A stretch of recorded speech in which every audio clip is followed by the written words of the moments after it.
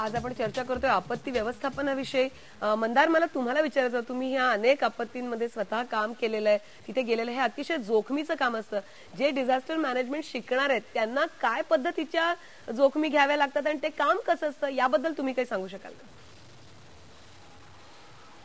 हो, या प्रश्नाकडे जाण्याच्या पूर्वी मगाचा जो प्लेसमेंटचा प्रश्न होता त्याच्याबद्दल मला थोडंसं सांगायला आवडेल.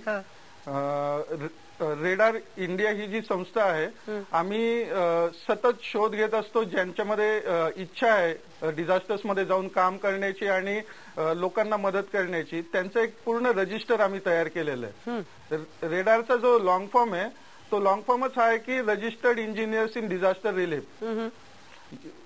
याची सुरुवातीला इंजिनियर्सनी केलेली होती, पण आता लॉजिस्टिशियन्स पासून ते सोशलॉजिस्ट पर्यंत अशा वेगवेगळ्या प्रकारचे जे प्रोफेशनल्स आहेत त्यांचं एक रजिस्टर आम्ही मेंटेन करतोय. त्यांचं खूप सिस्टमॅटिकली इंटरव्ह्यू घेतला जातो, त्यानंतर त्यांना परत आणखी काही प्रशिक्षणासाठी बोलवलं जातं आणि नंतर मग ते रेडारचे मेंबर्स होतात.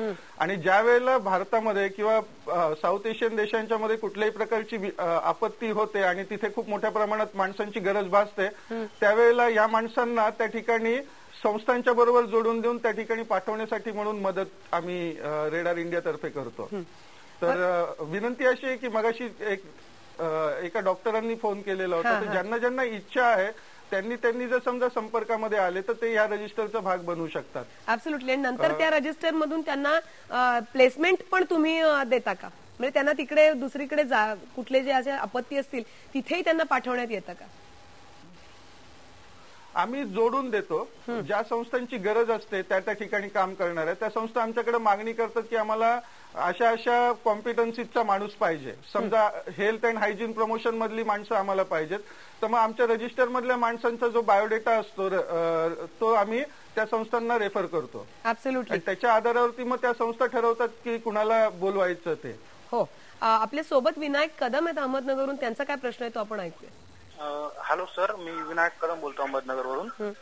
तर सर, माझा असा प्रश्न होता की डिझास्टर मॅनेजमेंट हा कोर्स केल्यानंतर भविष्यामध्ये ह्या क्षेत्रामध्ये कुठे कुठे संधी उपलब्ध होतील? अगदी, हे संधी आणि प्लेसमेंट हा करिअरचा एक बेसिक अंग आहे. आता आम्ही या मोठ्या सगळ्या संस्थांची नावं ऐकतो, तर तुम्ही सांगाल का की कुठे संधी म्हणजे उपलब्ध आहे? जसं मी आत्ताच सांगितलं, ज्या state institute of disaster management या काळात येऊ घातलेत त्यांच्यामध्ये निश्चित आहे. रिसर्च कन्सल्टन्सी सारख्या फील्ड्समध्ये आहेत. नॉन गव्हर्नमेंटल ऑर्गनायझेशन्समध्ये मोठ्या प्रमाणात आहेत आणि त्यातही मोठ्या ज्या फंडिंग ऑर्गनायझेशन्स आहेत, केअर इंडिया सारख्या आहेत, ऍक्शन एड आहे, ऑक्सफॅम आहे, या सर्व संस्था डिझास्टर मॅनेजमेंट फोकस्ड काम करणाऱ्या संस्था म्हणून आता पाहिल्या जातात आणि या सगळ्या संस्थांमध्ये मोठ्या प्रमाणात संधी उपलब्ध असू शकतात. एक मात्र या बाबतीत समजायला हवं की या संस्था मोठ्या प्रमाणात ज्यांना इंग्रजी येईल अशा कार्यकर्त्यांच्या शोधात असतात. याचा अर्थ असा नाही की इंग्रजी न येण्यामुळे आपल्याला काही हँडिकॅप असतो, कारण फील्डमध्ये ग्रासरूटमध्ये काम करणं ही एक मोठी स्ट्रेंथ अनेक ग्रामीण भागातल्या तरुणांमध्ये असते.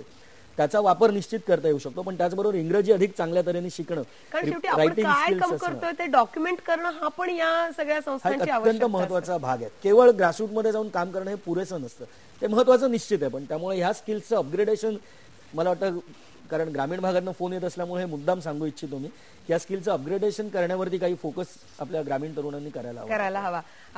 मंदार, मला तुम्हाला विचारायचं आहे, अगदी शेवटचा प्रश्न, आपल्याकडे आज वेळ कमी पडलाय, की जोखमीचं वाटतं हे काम, हे रिस्किंग करिअर वाटतं, तर ही रिस्क घेताना मुलींसाठी म्हणून हे करिअर कसं आहे, तुम्ही काय सांगू शकाल? ऍक्च्युली यातले आम्ही जी प्रशिक्षण घेतो किंवा आम्ही जे आमचे मेंबर्स सातत्याने तयार करत असतो त्यांना सातत्याने हेही शिकवत असतो की यातले जे रिस्क आहेत त्या रिस्क आपण कशा पद्धतीने कमी करत नेऊ शकतो. उदाहरण सांगायचं झालं तर कुठल्याही पूर परिस्थितीमध्ये जाऊन काम करायचं असेल तर आपलं स्वतःचं लसीकरण अगोदर करून घेणं खूप गरजेचं असतं. परफेक्ट. अशा पद्धतीने ज्या रिस्क असतील त्या रिस्क आपण मॅनेज करू शकतो आणि अतिशय नीटपणाने तिथे जाऊन आपण काम करू शकतो. अगदी. मुलींच्या बाबतीमध्ये सांगायचं झालं तर आता सगळीकडे जेंडर आणि प्रत्यक्ष कम्युनिटीमध्ये जाऊन काम करणं हे ह्याच्यासाठी खूप जास्ती स्पेस आहे. आम्हाला खूप कमी महिला कार्यकर्त्या मिळतात हे आणि म्हणून मुलींना खरं तर जास्त स्कोप आहे असं म्हणता येईल या ह्याच्यामध्ये. तुम्ही आज दोघंही इथे आलात आणि आम्हाला ही माहिती दिलीत. ही या सगळ्या करिअरची एक सुरुवात आहे. माझ्या मते आता जे सगळ्या युवकांच्या मनामध्ये काहीतरी करावंसं वाटतंय त्याला वाव देणारा हा आहे. हा आपला होता आजचा टेक ऑफचा कार्यक्रम. आपण ओळख करून घेतली डिझास्टर मॅनेजमेंट या विषयाची. हाच कार्यक्रम आज संध्याकाळी तुम्ही 6:30 वाजता आणि उद्या दुपारी 1:30 वाजता तुम्ही बघू शकतात. तुम्हाला जर काही प्रश्न विचारायचे असतील किंवा आम्हाला जर याबद्दल अधिक काही माहिती हवी असेल तर तुम्ही 02266899204 66899204 या क्रमांकावर फोन करू शकता आणि 52622 या क्रमांकावर तुम्ही SMS करू शकता. आमची वेबसाईट आहे www.ibnlokmat.tv. या वेबसाईटवरती हा कार्यक्रम तुम्हाला कधीही परत पाहायला मिळेल. थँक्यू. तुम्ही इथे आल्याबद्दल मनपूर्वक धन्यवाद. हा होता टेक ऑफ. पहा फक्त IBN लोकमत.